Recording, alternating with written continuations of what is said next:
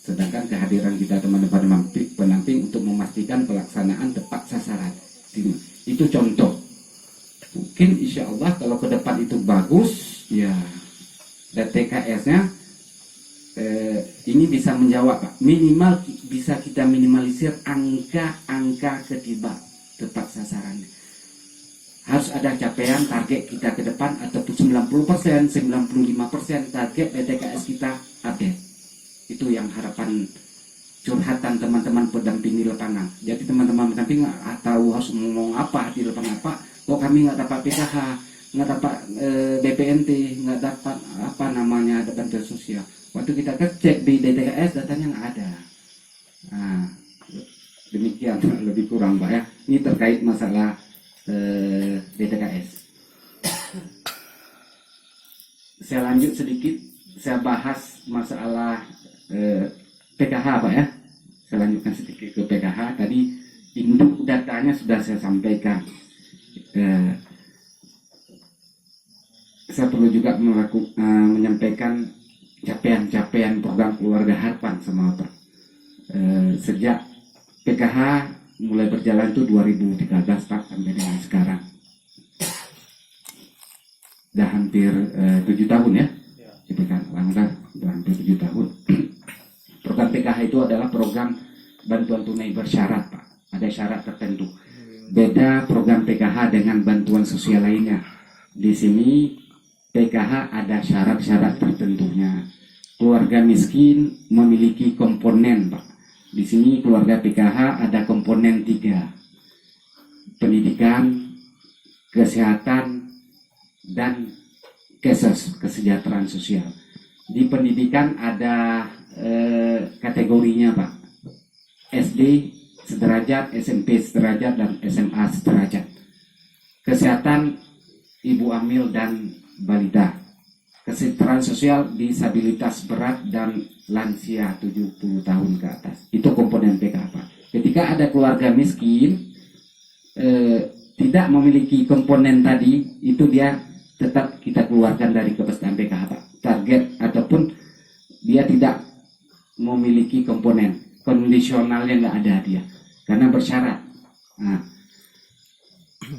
tapi keluarga yang tidak memiliki komponen tadi, tapi beliau berhak mendapatkan bantuan sosial lainnya. Kalau BPNT sembako dia layak, kecuali dia PKH yang layak karena komponennya tidak ada. Karena secara khusus PKH ini diberikan untuk meningkatkan pendidikan kesehatan untuk anak dan ibu. Selanjutnya singkat Pak,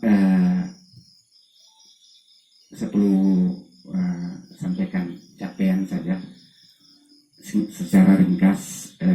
Jumlah pendamping STMPKH 46 orang, ada 1 orang barusan mundur Pak ya, baru saja. Pendamping Betong 5 orang, Betong Atil 1 orang, Darul Makmur 15 orang Pak.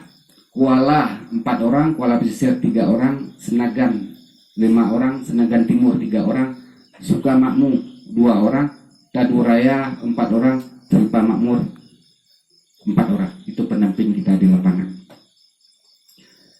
Ini terupdate data sekarang, data PKH yang terupdate sampai per Juli 2020 7.157 orang. Kemungkinan kalau nggak ada penambahan dari pusat, kemungkinan ke depan ini bakal berkurang terus dengan hasil pantauan dan pemutakhiran data di lapangan. Ini komponen PKH, ada ibu hamil, lanjut usia, disabilitas, sekolah SD, SMP, SMA. Kita mempunyai database anak PKH yang sekolah SMA, anak PKH yang sekolah SMP, anak PKH yang SD, yang cacat, yang lansia, yang ibu hamil. Karena kenapa Pak? Kita memastikan anak sekolah yang PKH ini dia wajib sekolah kehadiran 85%. Kalau tidak dia hadir 85%, hasil verifikasi di sekolah uang bantuan yang diambil sama ibunya itu ditunda. Kita tunda dulu Pak. Tahap pertama tunda, kedua tunda, tiga enggak juga, berarti kita keluarkan dari kepesertaan PKH Pak. Karena ibunya nggak komitmen menjaga anaknya untuk untuk membimbing anaknya untuk aktif dan rajin ke sekolah. Itu tujuannya Pak.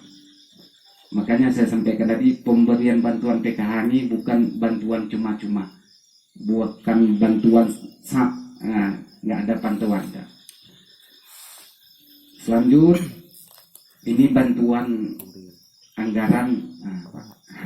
Ini dari 2013 sampai dengan 2020 ini update untuk Nagan Raya nih Pak. Ini update Juli Pak. Kemungkinan besar 2020 ini ada 6 bulan lagi. Ini bisa mencapai sekitar 27 miliar juga tahun ini, ataupun sekitar 25 atau 27 miliar Pak. Untuk tahun ini aja. Kalau akhir 2020 Desember nanti Pak, lebih kurang dana bansos PKH yang telah masuk ke negara insya Allah hampir 100 miliar lebih dari 2013. Lebih kurang asumsinya Pak, kalau perhitungan saya ini yang sudah jelas aja 95 miliar, karena target kita ada 6 bulan lagi yang belum masuk anggarannya kan, sesuai dengan pemutakhiran data ke depan mungkin capaian ini bisa 100 miliar lebih yang telah dimanfaatkan oleh keluarga masyarakat miskin di Kabupaten Nagan Raya. Bapak Bupati nanti bisa juga berkesempatan untuk hadir lihat kondisi di lapangan dalam hal proses penyaluran bansos, penarikan di ATM, ataupun pertemuan kegiatan ibu-ibu yang dilakukan oleh teman-teman pendamping P2K2 namanya Pak. Pertemuan peningkatan kemampuan keluarga di lapangan. Teman-teman juga melakukan verifikasi di sekolah-sekolah, juga melakukan verifikasi di layanan kesehatan, posyandu, puskesmas dan sebagainya. Kalau Bapak berkenan hadir, insya Allah kami sangat senang nanti Pak.